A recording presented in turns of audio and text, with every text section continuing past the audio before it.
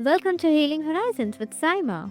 Here, wisdom meets vitality, and we explore the deeper layers of well being that carry us through every chapter of life. And today, we are joined by our amazing guest, Michael Dorfman, health coach, plant based nutrition advocate, investigative author, and a living testament to what vibrant aging looks like. At 83, Michael isn't just aging, he's thriving, embodying purpose, clarity, energy, and joy. In a world that often fears the latter decades, he invites us to reimagine them as a stage of expansion, renewal, and possibility. So let's dive into this extraordinary perspective on the fifth stage of life.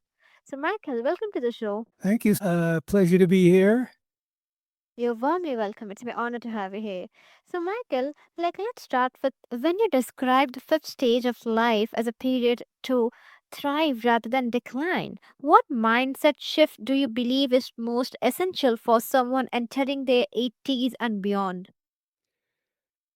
Well, I think that first of all, I'd like to mention that unfortunately, we here in the West, at least, we have a concept of when you get the older, you age, that you're in your 70s, and actually your life expectancy here is in the mid to upper 70s. So first of all, you don't have a great idea of actually uh, thriving in your 80s and 90s because you're not expected to do that, and most people are having a problems with their chronic disease or illness, and they have a mindset that when you reach your 70s, life is pretty much over. You know, you can survive, you can live in your 80s, but you're not expected to thrive in your 80s. You're expected to survive in your 80s. So I think the most important thing with a change in mindset is to understand that we have a whole life waiting for us in your 80s and beyond that is a life of fulfillment, of energy, of joy, of just having a wonderful experience in your 80s, as well as you had a wonderful experience in your 20s and 30s. But the medical profession doesn't see it that way. And unfortunately, people don't see it that way either. And they don't, they think that there's nothing much that they can contribute to society in their 80s. Not much is expected of them. Maybe they're going to go into a home and not really enjoying their life as people in the East do. In many cases, you get older and you're revered, you're respected as you get older because of your experience and your wisdom. Mm-hmm. I really like how you said that there's truly a life at 80, like you said, and that it's not an ending but a continuation with its own richness and possibilities, like you explained. And the way you put that really, reframes what so many people assume about the stage of life, and hearing you speak about it with such certainty and positivity really brings a sense of relief and hope, Michael. And I think it helps listeners, release that vitality doesn't have to disappear just because the number changes. So, building on that, I'm curious about something connected to this perspective. Like, do you find that people fear aging because of cultural conditioning, or, because they have simply never witnessed what empowered aging can look like? Well, I think that I've been eating plant-based nutrition for 17 years now, and I feel that that's it's sort of the basis of living a longer life. Is eating maybe not 100% plant-based. I base many of my beliefs on what I follow is the nutrition that is found in the blue zones, and the blue zones are considered among the healthiest and longest living people on Earth. and they are basically following a plant-based nutrition. Sometimes they eat meat, sometimes they had some fish, but it's not the basis or the foundation of their diet. So I think that the most important thing for me, I found because of my 17 years on plant-based nutrition, is that it gives you the energy and the nutrition and it is the best chance of avoiding chronic diseases. And that's what I feel is so important as far as what we eat. That really makes sense, and that's a really powerful point. And I really appreciate that, how you tied it back to plant based nutrition. It's really interesting, I would say, that how when people think about aging they often focus on limitations, but you are highlighting something far more proactive, like giving the body the fuel it needs. It actually needs to actually feel alive and energetic and capable. And the way you describe nutrition as a foundation for, I would say that for confidence and vitality really shifts the conversation from fear to empowerment, right? Yes, I really do. And I think that for me, because I'm actually experiencing longevity in my 80s, that's why I feel that I have something to share. And it's, although the basis is plant based nutrition, there's also the lifestyle practices that we have. And I think that it's very important that people understand that. How we live our life, how we are able to avoid stress or deal with stress, because stress is such a uh, powerful way of just not allowing us to really thrive. When you go through stress and you have problems with whether stress from relationships or financial stress or stress from just living our life. We have loved ones who may get sick. So I think that that's a very important aspect that's necessary that we deal with and try to find that serenity, that calmness, the inner calmness to go through our days. Was not every day is going to be an easy day.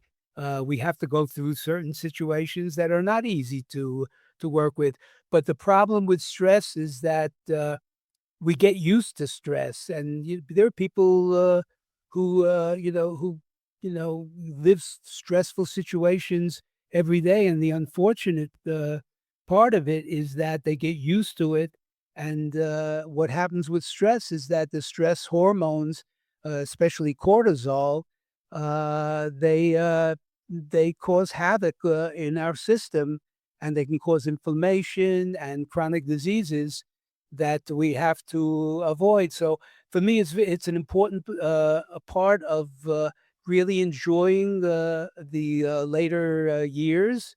Longevity is to be able to not only eat healthier, but to really feel a calmness and enjoy life from the inside. And one of the things I do is, well, I have meditation, I do exercises. I do intermittent fasting, just to allow myself to understand that even though things on the outside may be difficult at certain times, we are not all those things that are happening around us, that we are separate from what's going on outside. And that's what we have to do, is maintain an inner connection to ourselves through everything. Absolutely, I completely agree with that. And I strongly believe that, it reinforces the idea that aging isn't just something that happens to us. It's something we can participate in intentionally. And, when someone experiences that kind of sustained energy in their own life, it becomes easier to imagine aging in a positive light. And your perspective, Michael, really helps people see that empowered aging isn't just a mindset for sure, but also practice supported by daily choices. So, Now, your own lifestyle, includes breath work and meditation, stress management protocols. So, which of these practices do you feel creates the most immediate shift for someone in the later years? Well, I do. I've been doing the meditation for close to 50 years. It's the same meditation I've been practicing. One of the things that I find uh, very positive is breath work. So, breath work is focusing on your breath, not taking your breath for, you know, not considering your breath as just your breathing. Your breath comes in and out. But for me, it's trying to remember every single day that every time that breath comes into us, it's life coming into us. And when we were born, we took our first breath. And I don't remember what it was like, but I know it when the baby is born, uh, there is that anxiety for a few moments because everybody is waiting for that breath to come. Because even though the baby is there and we see the baby born, it's that first breath, that breath of life that comes on that first breath. And that is that breath that leaves us at the very end. So at each breath, I mean, this is the way I see it, and I try to remember it, is that each breath is that gift of life. And when we do breath work and we focus on our breath, we're trying to remember, or I am trying to remember that each breath that's coming in is that gift. And that allows me to remain calm and really to experience that inner serenity. And that's what I try to do is remember that breath. And the other thing that I find important for me is breath holds, which I do maybe 4 or 5 times during the week. Special exercises to get more oxygen into my body. So I do the breath holds, and I find that it gives me a tremendous amount of energy to face the day. And, when you get older, you wonder, well, how am I going to feel energetic or am I feel fatigue or tired? But I don't feel that. I feel like every single day I try to remember, I want that to feel that energy because that's the way I want to face every single day is, grabbing the day by the horns, as they say here, and really uh, not letting the day go by, but saying, I want to experience the day. Why? Because I'm getting older and I'm not going to live forever, just like everybody else. And I look, here I am. I'm going to be 84 in January, and I just see, I'm at the end. I don't know how many years I'm going to live, but I want to remember that each day, and maybe that's what's also important in that mindset, is to remember that there it is. The end is getting closer, but that the mindset is I am going to take hold of the day and I'm going to enjoy the day and I'm going to try to suck out as much of the day that I can. And that's the way I want to experience the later years. Mm-hmm. It's really incredible, Michael, to hear that you have been committed to breath work for about 50 years, and that kind of long-term dedication, I would say, really shows that how foundational that the practice has been for you. And it really makes sense that breath work has this unique ability to create a shift almost instantly, whether it's calming, it's about calm, the nervous system, improving focus, or just reconnecting someone for their own body. And the way you speak about it highlights how powerful something so simple and accessible can be, especially as people get older and look for practices that offer like real noticeable benefits without complexity. So that's really great. Now, since you have firsthand how transformative these habits can be. Like, I'd love to explore another aspect of this journey. In your experience, what role does self belief play in someone's ability to embrace a new lifestyle or wellness practice later in life? Well, I think it's important you need to want this to happen for you, because sometimes people tell me that oh, I wish I was like you, you're my idol when I get into my 80s.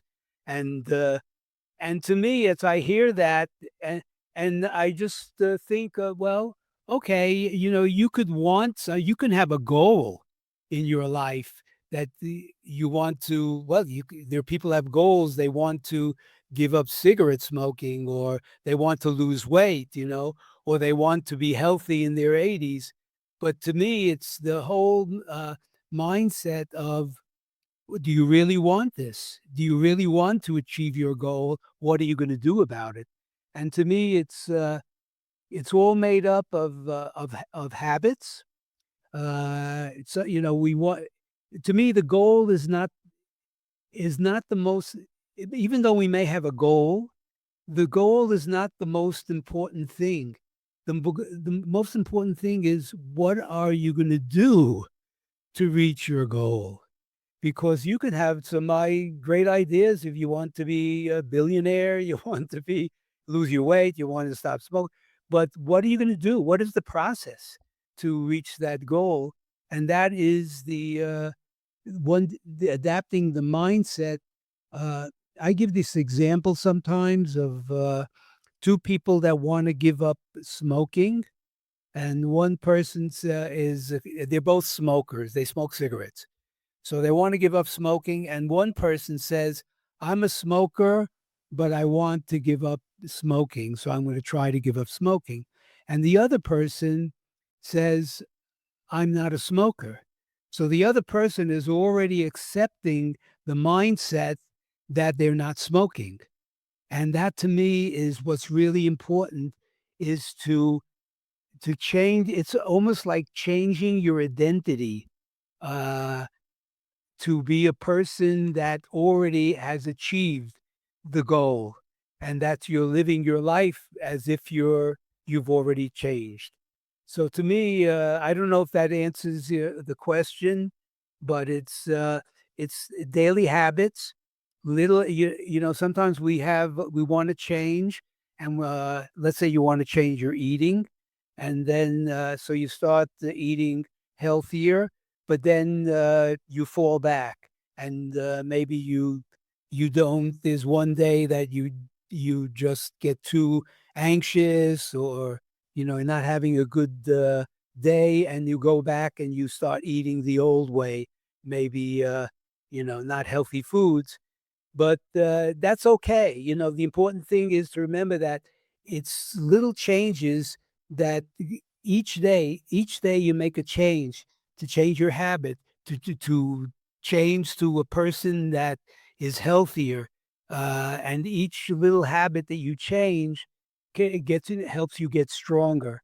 So I think, getting into the idea of making small habit changes is the way to eventually get to the goal that you want to achieve.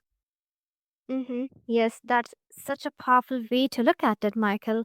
And like you said, that shifting the focus from obsessing over the goal to paying attention to the actions and mindset that carry us toward it feels so much more sustainable, I would say. It turns the journey into something intentional rather than overwhelming. And the way you emphasize mindset makes it clear that real progress comes from how we choose to show up each day and not from chasing some distant outcome. And I think that perspective removes a lot of pressure and helps people realize they can begin making meaningful change at any stage of life.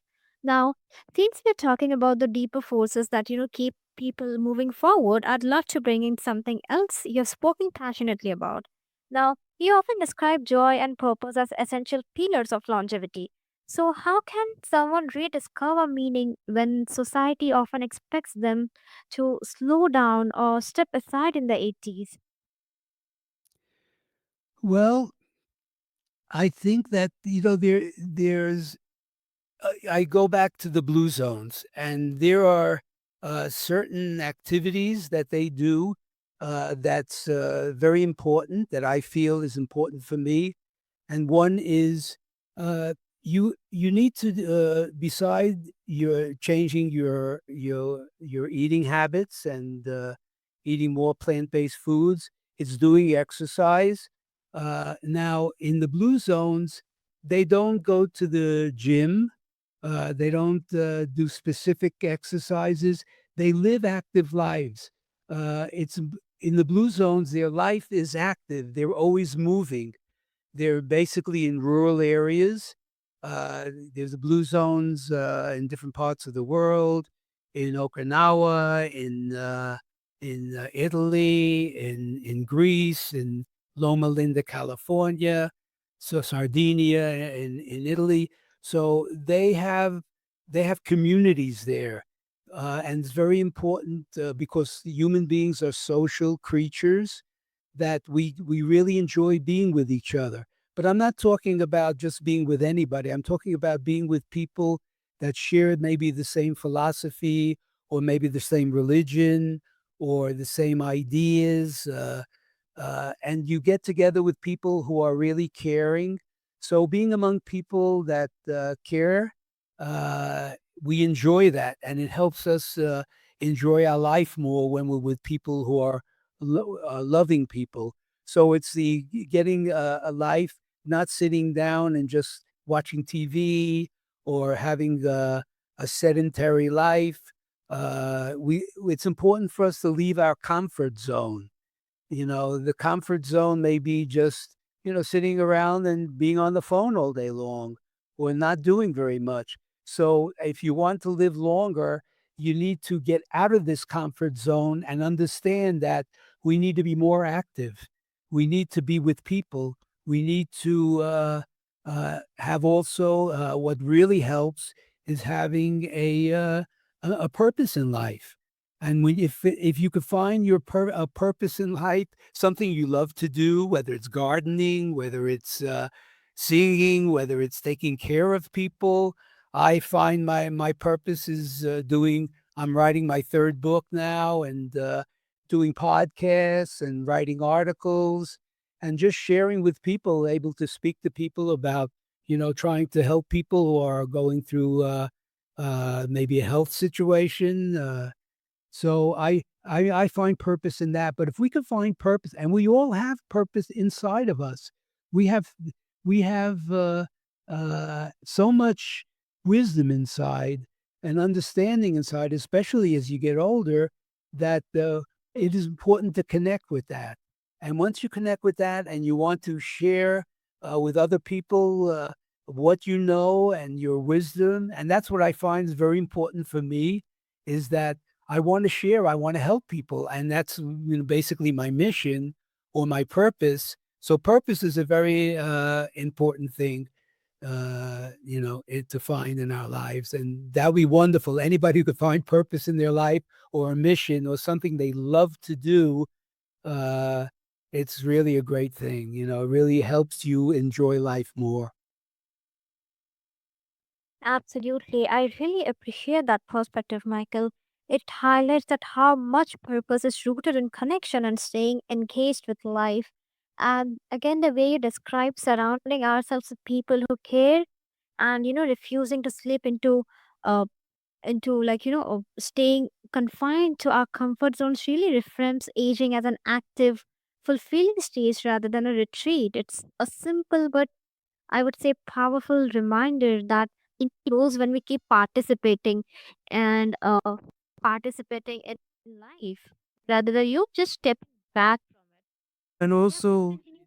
it's very hard to do that in today's world because there's so much information and we're stuck so much on our phones that we don't get to for young people especially, we don't get together with other people. We're busy on our phones, and we think that's good, that's you're speaking to somebody on Facebook or any of the social media, but that doesn't take the place of being with people in person.